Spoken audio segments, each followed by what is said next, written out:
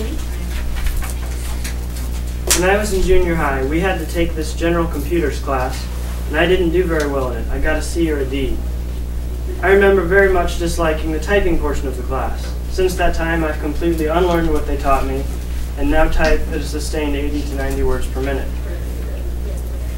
A keyboard layout is just the way keys on a keyboard are mapped to signals that are sent to software. A lot of you seem to associate that with ergonomic split keyboards, but that's actually independent of the keyboard layout, so you could use a variety of different key mappings with a split keyboard or a regular keyboard. It doesn't really matter. The layout that all of you use is referred to as QWERTY by those who don't use it, and a lot of people just call it the standard layout.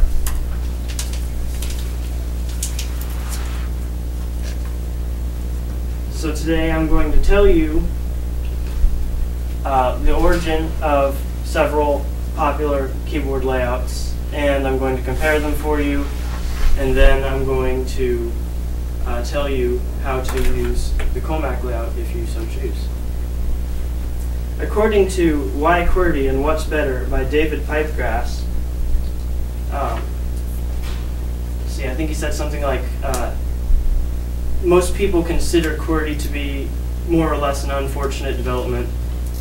In a more ideal world, we'd have a better standard, such as Dvorak or Colemak layouts. Most people don't really think about it. QWERTY's been around for a long time. He also says that it probably originated with the alphabetic layout that they, tried to use on the typewriters, but then they found out that they jammed. They had to move things around to stop them from jamming, and it just kind of got massive market share. And then you have the people that are training professionals and the people that are hiring them, and that just kind of goes on to a vicious cycle until we end up with it as the de facto standard, even though it's fairly inadequate.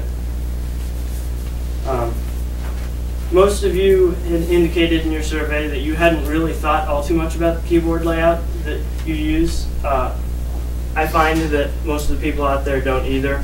There was a book called Mastering Computer Typing by Cheryl Lindsell Roberts, and she goes on and on about what kind of seat to get, what kind of cushions to use for your wrists, perfect posture and all that stuff, but never actually even considers the possibility that there's a keyboard layout that's better for your fingers. Dvorak was designed in the 1930s by August Dvorak. It was designed to be easy to learn. It had all the vowels on your left hand on home row, and then the common consonants on your right hand on home row, and then more commonly used characters in the top row than the bottom, and so on and so forth.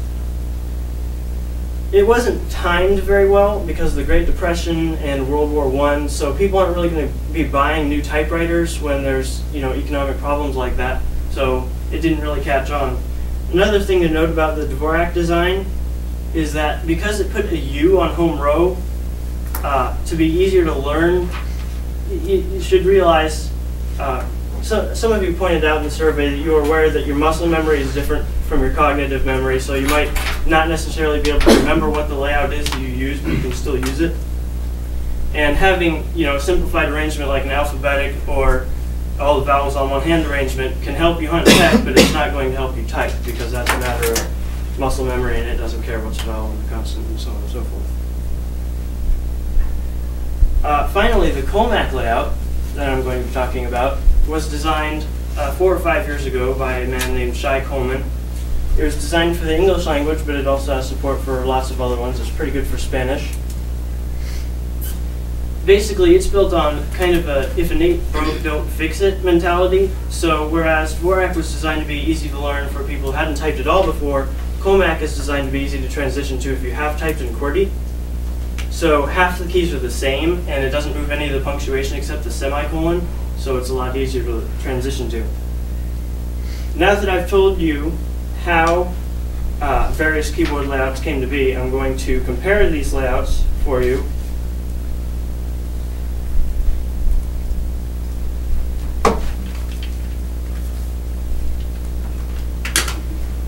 This was generated by a site. I evidently misplaced the URL. but it takes a sample of text that you give it, and it calculates, assuming that you don't make any typos, how much distance your fingers travel as you're typing it. So the passage I put in was an interview that I typed up for my architectural engineering class. It was an hour interview. Instead of taking notes, I just took the audio home and transcribed it. If I had typed that passage in the alphabetical layout with no errors, my fingers would have moved 1.18 kilometers, and with QWERTY they would have moved 1.23 kilometers, and then Dvorak would just be 700 meters and Colemak would be 656 meters. And this difference is partially because Colemak has an R on home row, whereas Dvorak has the U to be easier to learn. And R is more frequent in the English language. Another metric for keyboard layouts is what percent of your home row what percent of your total keystrokes are on the home row. And for Colemak, that's 57.1% in this particular passage. In Dvorak, it's 54. Notice with QWERTY, it's only 22.8. So, generally speaking, one's fingers have to move a lot less if they're using a layout like Dvorak or Colemak. Now, this is one that a lot of Dvorak people will cite when they're trying to prove that their layout is good. Dvorak was designed for a lot of hand alternation because of the vowels and the consonants. You can go back and forth a lot. And Colemak is more designed for inward rolls of the hands, more of a comfortable motion, and a lot of finger alternation here. So what this does is it prevents you from having to type a lot of series of characters with the same finger. And you notice that basically it's almost just half, half, half on down the line from alphabetical through Colemak.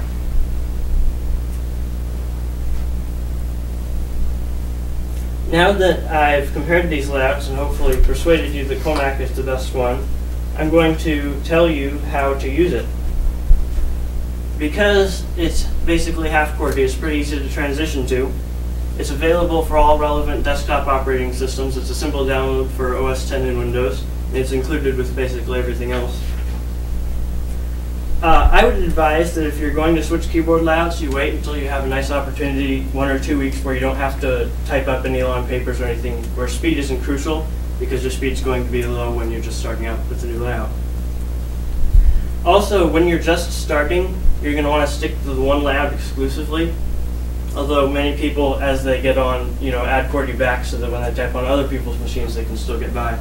Like my friend David, he uses Colemak at home and QWERTY everywhere else. Another thing is people often wonder if they should rearrange their keyboards when they switch layouts, and I actually advise strongly against that. For one thing, you don't want to continue the habit of looking down at your fingers when you type.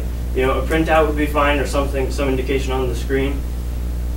Also, the little bumps, you don't want to be moving those around because those are important for touch typing, so you can tell where your hands are.